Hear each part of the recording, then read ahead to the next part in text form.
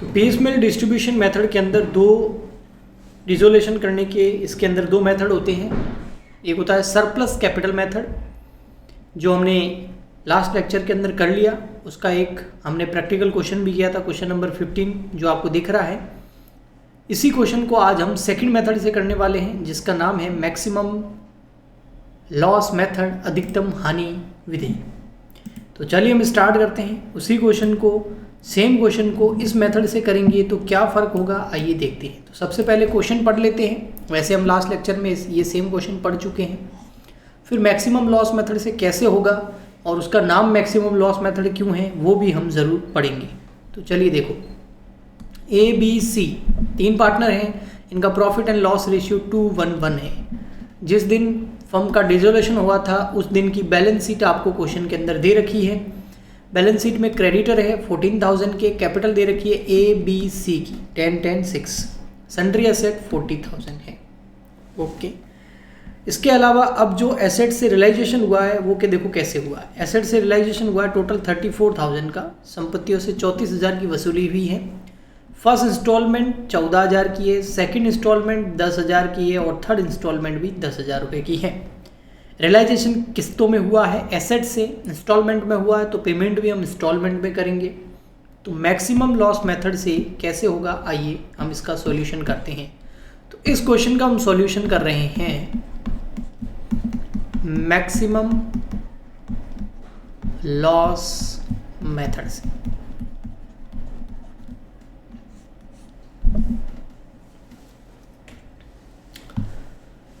चलो स्टार्ट। तो इसमें हम सबसे पहले हमें वही स्टेटमेंट बनाना पड़ेगा। जैसे हम लास्ट लेक्चर के अंदर स्टेटमेंट बनाया था ना, वो सेम स्टेटमेंट अभी भी हमको बनाना पड़ेगा मैक्सिमम लॉस मेथड यानी कि अधिकतम हानि विधि के अंदर। लेकिन वहाँ पर 2 स्टेटमेंट बनते थे, यहाँ पर केवल एक ही स्टेटमेंट बनेगा। वहाँ जो स्टेटमेंट बनते थे उसके अंदर एक स्टेटमेंट बनता था आपका statement showing distribution of cash, और एक स्टेटमेंट आप बनाते थे उसके अंदर स्टेटमेंट ऑफ या कैलकुलेशन ऑफ सरप्लस कैपिटल।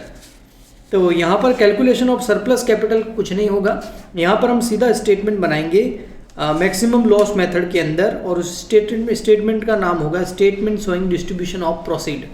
तो आइए हम सीधा बना देते हैं statement showing distribution of process वाला मेथड। तो देखिए,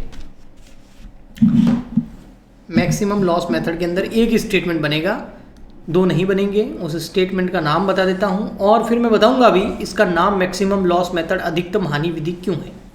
लेकिन पहले स्टेटमेंट बनाते हैं। देखो आप, स्टेटमेंट का नाम, एक सेकेंड, हाँ, स्टेटमेंट का नाम है statement showing distribution of proceed. जो भी हमको पैसा मिल रहा है, एसेट से रियलाइज हो रहा है, उसका हम डिस्ट्रीब्यूशन कैसे कर रहे हैं उसका स्टेटमेंट है ये। इसके अंदर कुछ कॉलम्स हैं। कॉलम्स कौन कौन से हैं तो देखिए, सबसे फर्स्ट कॉलम मैंने जैसा आपको बताया था डेट का बन जाता है, तो फर्स्ट कॉलम डेट का है। सेकंड कॉलम जो इसके बनेगा वो पर्टिकुलर का बन जाएगा, तो ये पर्टिकुलर का हो गया। थर्ड कॉलम बन जाएगा हमारे यहाँ पर लाइबिलिटी कौन सी है, एक्सटर्नल लाइबिलिटी कौन सी है। यहाँ पर 2 तरह की लाइबिलिटी होती है बेटा, पता है ना आपको। एक होती है एक्सटर्नल लाइबिलिटी और एक होती है इंटरनल लाइबिलिटी। इंटरनल लाइबिलिटी में तो ये कैपिटल आ गई, और एक्सटर्नल लाइबिलिटी में क्या आता है, creditor, bills payable, bank loan, जो अदर लाइबिलिटी होती है कैपिटल के अलावा वो सारी एक्सटर्नल होती है। तो वो एक्सटर्नल लाइबिलिटी जो होती है ना बेटा, वो यहाँ पर पर्टिकुलर के बाद लिखनी है। मतलब यहाँ पर तो आ गया डेट, यहाँ आ गया पर्टिकुलर। अब पर्टिकुलर के बाद पहले एक्सटर्नल लाइबिलिटी के कॉलम आएंगे, फिर इंटरनल के आएंगे। तो यहाँ पर एक्सटर्नल लाइबिलिटी सिर्फ एक ही तो है, वो कौन सी है, क्रेडिटर है, और कोई एक्सटर्नल लाइबिलिटी है ही नहीं। तो एक कॉलम तो आ जाएगा क्रेडिटर का जो कि अनसिक्योर्ड है। उसके बाद 3 कॉलम किसके बन जाएंगे, पार्टनर की, ए का, बी का और सी का। तो 3 कॉलम उन पार्टनर के बन जाएंगे। तो देखो कैसे,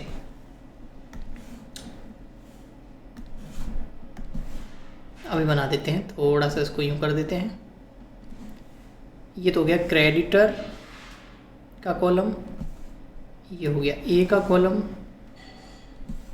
ये बी का और सी का कॉलम। आपको दिख रहा है पूरा अच्छे से? हाँ अच्छे से दिख रहा है, ओके बढ़िया। अगर जगह की ज़रूरत हो तो ये और हो गई जगह आपके पास, ठीक है। हाँ अब हमको क्या करना है, सबसे पहले क्या लिखेंगे, जो अमाउंट ड्यू है वो लिखेंगे। तो लिखिए अमाउंट ड्यू। अमाउंट कितने कितने ड्यू है, एक तो क्रेडिटर का है, क्रेडिटर के कितना है 14,000 और कैपिटल है 10 10 6, तो क्रेडिटर का लिख दो 14,000 और यहाँ पर आ जाएगा ए का 10,000, बी का 10,000 और सी का 6,000। ओके अब सबसे पहले इस मेथड के अंदर या इससे पहले जो हमने मेथड किया था सरप्लस कैपिटल मेथड, उसके अंदर दोनों के अंदर पहले तो हम जितनी भी इंस्टॉलमेंट आती है ना उससे एक्सटर्नल लायबिलिटी जो होती है, बाहरी दायित्व जो होते हैं उसका पेमेंट कर देते हैं। तो इसमें भी पहले उसका पेमेंट कर दो। तो पहले हमारे पास इंस्टॉलमेंट कितनी आ रही है, ये देखो ये 3 इंस्टॉलमेंट थी ना, तो फर्स्ट इंस्टॉलमेंट हमारे पास कितनी आ रही थी 14,000 की। तो पहले तो 14,000 से आप एक्सटर्नल लायबिलिटी पे कर दो। एक्सटर्नल लायबिलिटी हमारे पास क्रेडिटर है तो पहले उसका पेमेंट कर देते हैं। तो लेस कर देंगे यहाँ पर, लेस फर्स्ट इंस्टॉलमेंट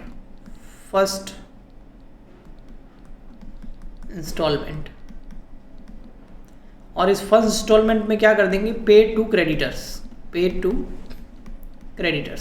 को पे कर दो। तो फर्स्ट इंस्टॉलमेंट कितने की है 14,000 की है, तो 14,000 पूरे के पूरे क्रेडिटर को पे कर दिए 14,000। तो अब देखो कितना बैलेंस बच गया। अच्छा फर्स्ट इंस्टॉलमेंट 14 ही आई थी और 14 की 14 चली गई, तो फर्स्ट इंस्टॉलमेंट तो पूरी खत्म ही हो गई। और हाँ इसके साथ ही क्रेडिटर 0 हो गए।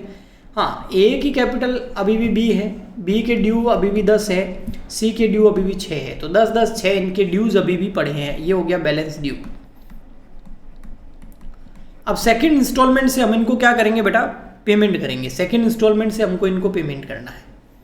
अब यहाँ आता है मैक्सिमम लॉस मेथड। अब यहाँ कितना आता है मैक्सिमम लॉस मेथड। अभी हमको इंस्टॉलमेंट पे कैसे करनी है वो देखिए, सुनना जरा थोड़ा सा। सबसे पहले अब हम क्या करेंगे, सेकंड इंस्टॉलमेंट आएगी ना उससे पहले हम देखेंगे लॉस कितना है। अब लॉस डिस्ट्रीब्यूट होगा। अब क्या होगा बेटा, लॉस जो है वो डिस्ट्रीब्यूट होगा। तो सेकंड इंस्टॉलमेंट यहां लिखेंगे, सेकंड इंस्टॉलमेंट। समझना मैक्सिमम लॉस मेथड क्या है। सेकंड इंस्टॉलमेंट कितने की है, सेकंड इंस्टॉलमेंट है सर 10,000 रुपए की, ये सेकंड इंस्टॉलमेंट है तो 10 ले लो आप। ओके ले लिया, ये है सर 10,000 की सेकंड इंस्टॉलमेंट।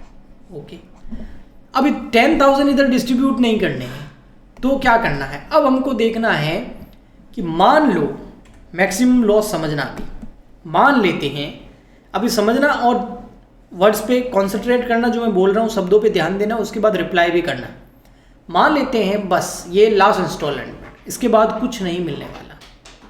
मैक्सिमम लॉस के अंदर यही माना जाता है कि जब भी इंटरनल लायबिलिटी की पेमेंट की बारी आती है, कौन सी लायबिलिटी की, इंटरनल लायबिलिटी की, जब यानी कि पार्टनर्स की कैपिटल की पेमेंट की बारी आती है, तब ये मान लिया जाता है कि ये लास्ट किस्त है, इसके बाद कोई किस्त नहीं मिलेगी। ऐसा अगर मान लें हम, तो इस किस्त से कितने रुपए मिल रहे हैं 10,000 रुपये। ओके और चाहिए कितने हमको, पैसे कितने चाहिए, अभी पैसे तो बहुत चाहिए, बहुत कितने 10,000 ए के चाहिए, 10,000 बी के चाहिए और 6,000 सी के चाहिए। तो टोटल रुपए की कितनी ज़रूरत है 10 + 6, तो टोटल ज़रूरत कितनी है, ये हो गया 26 की। बट अभी सिर्फ लास्ट इंस्टॉलमेंट है, ये मान के चलना है, इसके बाद 1 रुपया भी नहीं मिलेगा। तो अगर ये लास्ट इंस्टॉलमेंट मान लें, ठीक है, तो सेकंड इंस्टॉलमेंट कितनी है, कितना पैसा मिलेगा इन सबको। ये लोग मानते हैं 26,000, लेकिन मिलेगा कितना 10,000। तो इनको लॉस कितना हो गया, अगर ये लास्ट इंस्टॉलमेंट हो, इसके बाद कोई पैसा नहीं मिले, तो लॉस कितना हो गया मुझे बता दो आप लोग, लॉस का अमाउंट बता दो। इनको लॉस कितना हो गया, यस बोल रहा है 16,000, इसी था 16,000, सपना पांडे 16, ममता पूर्विका 16,000, ओके नेहारिका, ठीक है, अल्फिया, ओके थैंक यू, 16,000, मतलब सबको समझ में आ गया। ये जो लॉस है ना, इसको माना जा रहा है मैक्सिमम लॉस, इसी को बोलते हैं मैक्सिमम लॉस। ये मैक्सिमम लॉस, अभी हमको लग रहा है मैक्सिमम इतना लॉस हो सकता है। अगर आगे कोई भी और इंस्टॉलमेंट नहीं मिली तो हमको ज़्यादा से ज़्यादा कितना लॉस हो जाएगा, 16,000। अब ये जो मैक्सिमम लॉस है इसको पार्टनर के अंदर डिस्ट्रीब्यूट कर दो प्रॉफिट शेयरिंग रेशियो के अंदर। तो ये मैक्सिमम लॉस डिस्ट्रीब्यूट हो जाएगा किस रेशियो में, 2:1 के अंदर। प्रॉफिट शेयरिंग रेशियो ये देखो 2:1, इसके अंदर डिस्ट्रीब्यूट कर दो। तो चलो बीकॉम में कैलकुलेटर अलग होता है बेटा, है ना, तो डिवाइड बाय 4 मल्टीप्लाई बाय 2, तो 8,000, इसको आ जाएंगे 8,000 लॉस हो जाएगा। इसको लॉस कितना होगा 4,000, और इसको भी कितना होगा 4,000। इतना लॉस हो जाएगा इनको मैक्सिमम। तो इनको पेमेंट कितना मिलेगा, मतलब इसको पे कितना होगा, कैश कितनी पेड कर देंगे हम इनको, कैश पेड। इतना लॉस हो गया तो कैश कितनी पेड होगी, 10 मिलने थे लेकिन 8 का लॉस हो गया तो मिलेंगे कितने, 2,000। 10 मिलने थे, 4 का लॉस हो गया तो मिलेंगे कितने, 6,000। 6 मिलने थे, 4 का लॉस हो गया तो मिलेंगे कितने, 2,000। और टोटल कितने मिल गए, देखो कैश पे कितना किया है, 6, 7, 8, 9 और 10, और हमारे पास सेकंड इंस्टॉलमेंट में आया भी कितना था, 10। करो फटाफट, रिप्लाई करो आप, थम्स अप भेजो अगर समझ आया हो तो, और नहीं आया हो तो बोलो। 10 मिले थे, 10 इनको पेमेंट कर दिए।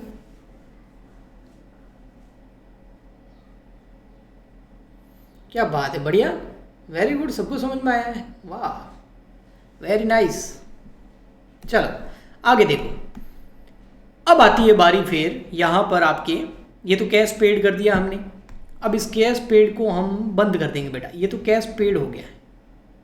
अब बेटा बैलेंस की बारी आती है, बैलेंस कितने ड्यू है अभी तक, अगर आगे और इंस्टॉलमेंट मिले तो उसका हिसाब करें तो बैलेंस कितने ड्यू है भाई, 8,000 इसके बाकी पड़े थे, वो यहाँ लिख दो। इसको लॉस कितना हुआ, 4,000 का, वो इधर लिख दो। इसको लॉस कितना हुआ, 4,000 का, यही तो बैलेंस है। तो इतने अभी भी पैसे देने बाकी हैं, 8, 4, 4। अगर नहीं मिले तो ये लॉस है, अगर मिल गए तो बढ़िया। तो वो देखो आपकी थर्ड इंस्टॉलमेंट आ रही है, और थर्ड इंस्टॉलमेंट कितनी आ रही है, देखो थर्ड इंस्टॉलमेंट भी 10,000 की आ रही है। अच्छा चलो थर्ड इंस्टॉलमेंट पे आ जाओ भाई, इसको मैं थोड़ा ऊपर कर लेता हूँ, थोड़ा लंबा कर लेता हूँ लाइंस।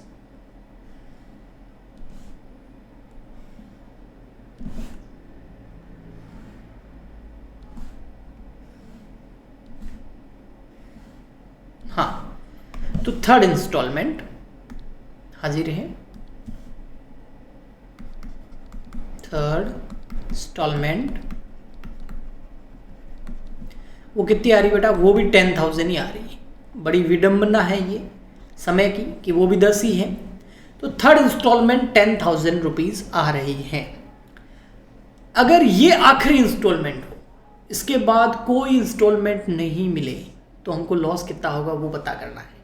तो सबसे पहले ये बता दो कि थर्ड इंस्टॉलमेंट का लॉस तो बाद की बात है, पहले ड्यू कितना है, बैलेंस ड्यू कितना है, बैलेंस ड्यू जोड़ दो। 8,000 ए मांगता है, 4,000 बी मांगता है, 4,000 सी मांगता है, तो 8, 4, 12 और 4, 16,000। 16,000 का लॉस है, लेकिन थर्ड इंस्टॉलमेंट कितनी मिल रही है, 10,000।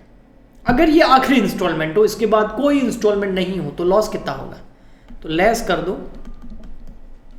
थर्ड इंस्टॉलमेंट लेस कर दो, कितनी मिली, 10,000 की। तो मैक्सिमम लॉस कितना हो सकता है, अगर इसके बाद कोई इंस्टॉलमेंट नहीं हो तो मैक्सिमम लॉस कितना होगा, सर मैक्सिमम लॉस हो जाएगा 6,000। इस मैक्सिमम लॉस को किस में बांट देंगे, प्रॉफिट शेयरिंग रेशियो के अंदर, 2:1 के अंदर बांटो। तो 6,000 डिवाइड बाय 4 मल्टीप्लाई बाय 2, तो ये आ जाएगा 3,000। यहाँ पर बांटेंगे, ये होगा 3,000, ठीक है, ये होगा 1,500, 1,500।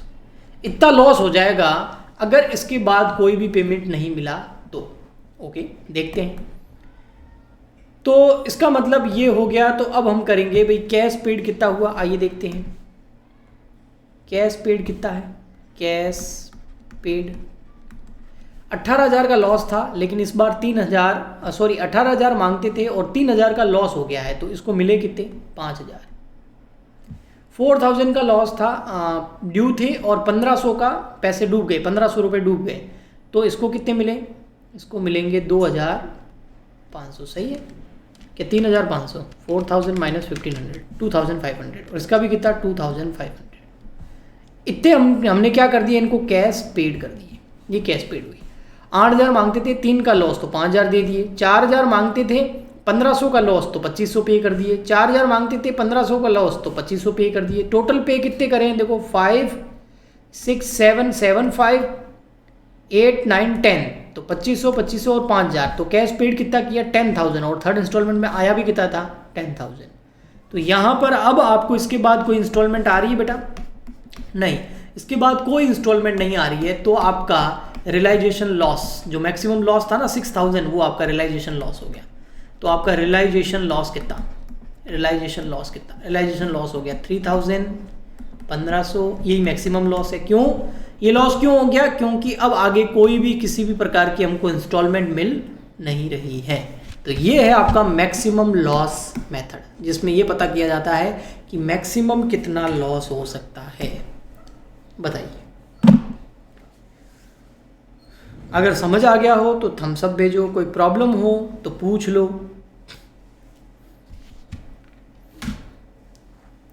ये मेथड हो चुका है। इसके बाद हम कन्वर्जन वाला करेंगे।